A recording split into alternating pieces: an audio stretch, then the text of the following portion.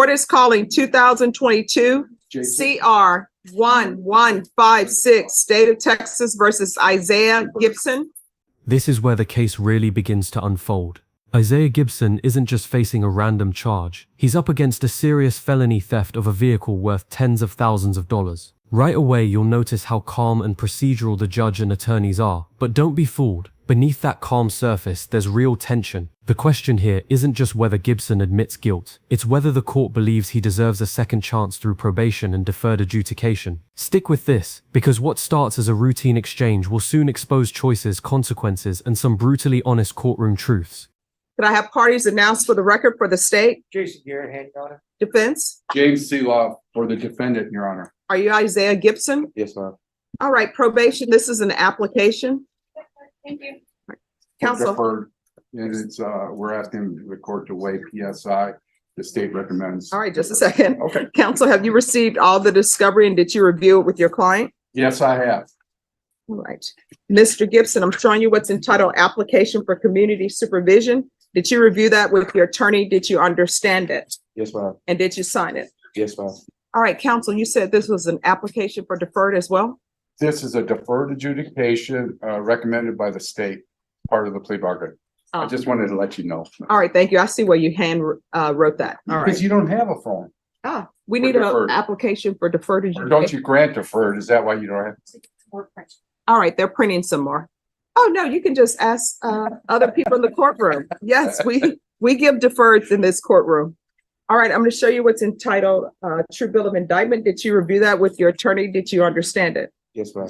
Counsel, do you waive the reading of the indictment? We waive. State, are you proceeding on the indictment as presented Yes, you are, Your Honor. on both counts? Let me see. Yeah, it doesn't say. We're gonna go to one count one, Judge. I'm assuming that's what defense counsel worked out with. We talked about it. All right. Any objection to the waiver of count two? No, Your Honor. All right, Mr. Gibson, I'm showing you what's entitled Court Admonishments and Defendant's Waivers and Affidavit of Admonitions. Did you review that document with your attorney? Did you understand it? Did you sign it in all the appropriate places? Yes, ma'am.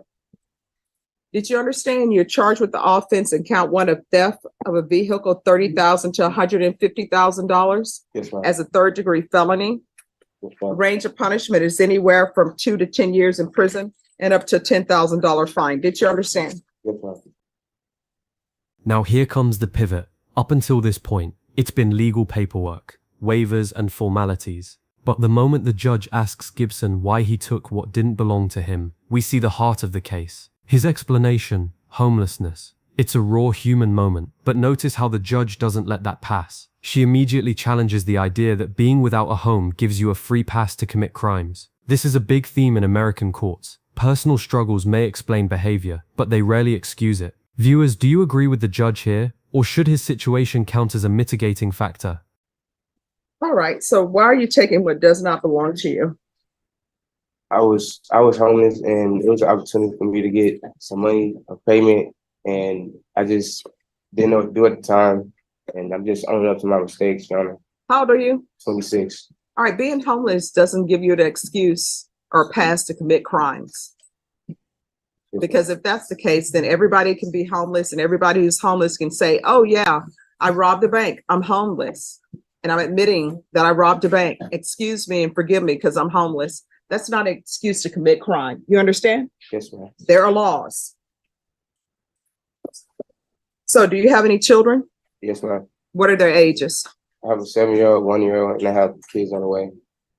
So you have children on the way? Yes, ma'am. Perhaps twins. All right. And how long have you been homeless? That was back in 2020. I'm no longer homeless anymore. Why would you, and this is just a question that I want answered because I'm always curious. And I think if you're in the legal field, you need to be curious. Why would you continue to have children when you're not stable? For example, This is one of those jaw-dropping moments that makes courtroom footage go viral. The judge isn't just ruling on theft. She's digging into Gibson's personal life, calling out his choices about fatherhood and responsibility. Some might see this as harsh, but think about her point. Bringing more children into the world while being financially unstable doesn't just affect him, it shifts the burden onto taxpayers and society. Judges often use these moments to lecture defendants, not just punish them. And honestly, you can hear the frustration in her voice. She's not just speaking to Isaiah, she's speaking to everyone watching who might be on the same path. You have a 7-year-old, a 1-year-old, and now you say you have children on the way. Why would you bring other children into this world and do activities that will result in children being brought in this world and you don't even have your life together? That's just my mistake, Your Honor. No, I mean, it's not a mistake. Those are choices. People choose to do whatever activities they do. So I'm trying to figure out why people keep doing activities or not being responsible in the activities that they do and bringing children in this world that they're not prepared to raise. Do you understand that taxpayers are tired of taking care of other people's children? Yes, ma'am. So these children that you're about to have, if you do daycare and you're getting, you don't have to pay the full price of daycare. You know why you don't? Because taxpayers are paying for it, not you. If you get housing and you're really supposed to be paying $2,500 a month and you're really paying $34 a month, you know who's picking up that tab? Taxpayers. Taxpayers are tired of doing that. And you're old enough to know better and you're old enough to know where children come from. So why would you be irresponsible, make a choice to have these children and you're not taking care of them? Well, I am taking care of my 1-year-old son I have now.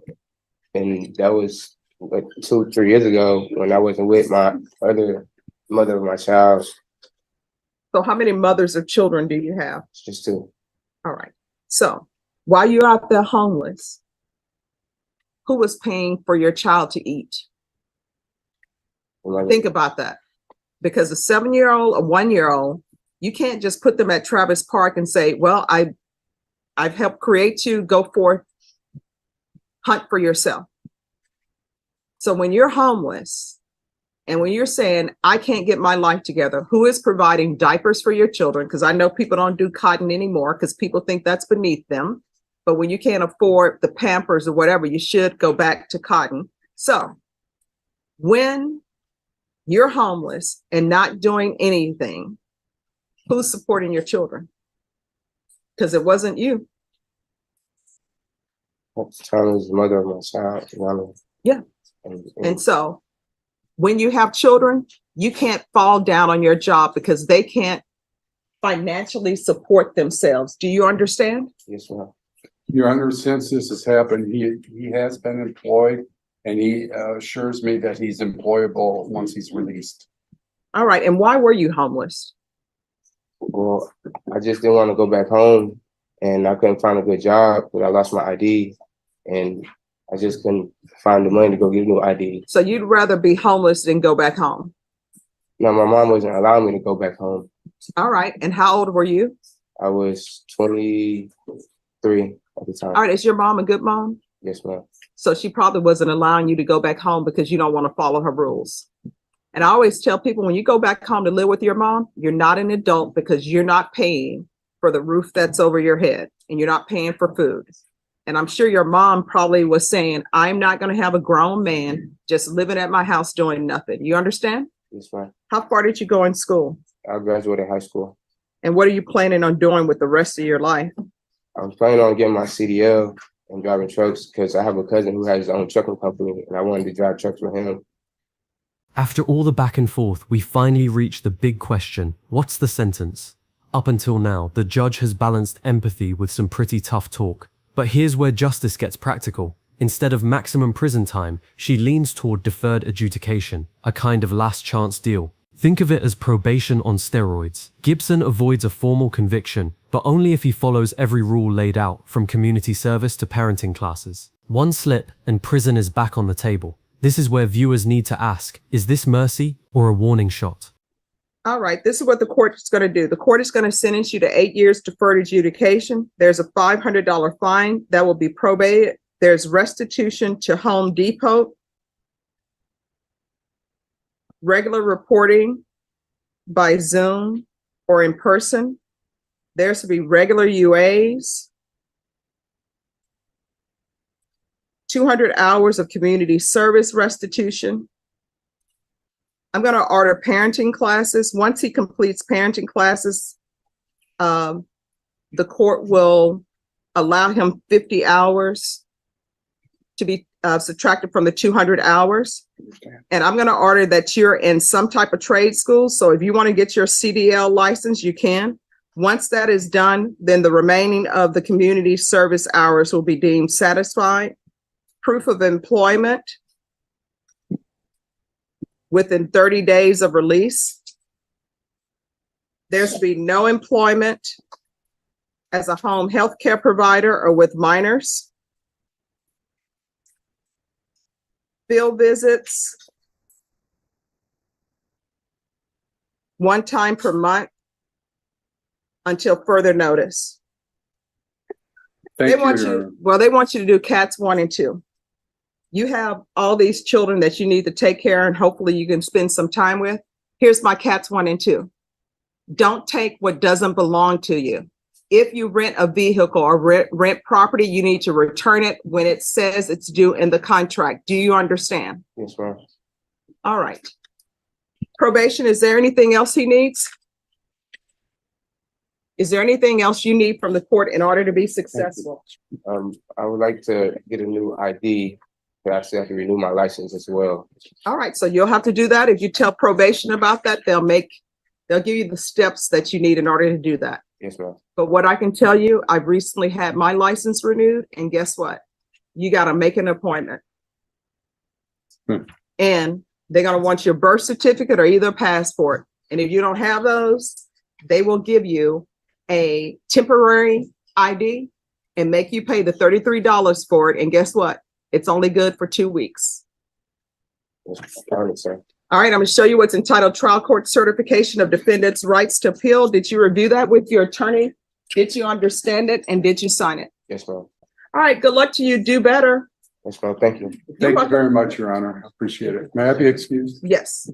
And that's the ruling. Isaiah Gibson walks out with 8 years of deferred adjudication, not a prison cell. But make no mistake, this isn't freedom, it's responsibility on probation's tight leash. Parenting classes, community service, proof of employment, every condition is designed to push him toward accountability. What's fascinating is how the judge used this case not just to sentence Gibson, but to lecture him, and in a way society about responsibility, children, and consequences. If you found this case as eye-opening as we did, hit that like button, drop your thoughts in the comments, and subscribe for more shocking courtroom breakdowns every week.